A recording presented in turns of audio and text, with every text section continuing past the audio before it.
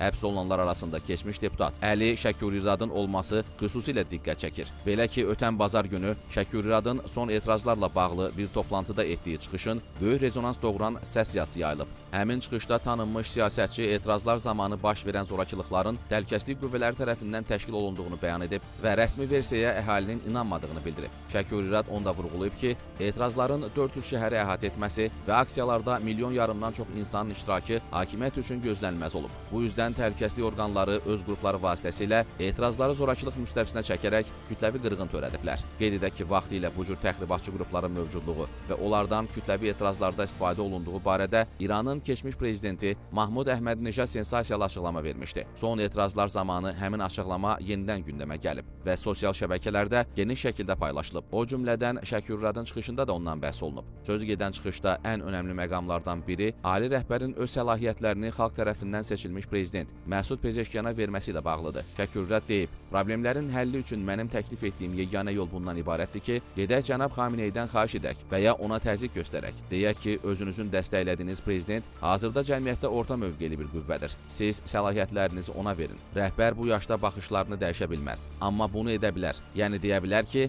yaxşı, mən kənara çəkilib səlahiyyətlərimi başqa birisinə verirəm. O gəlib həm xarici, həm də daxili siyasətdəki problemləri həll etsin. Bu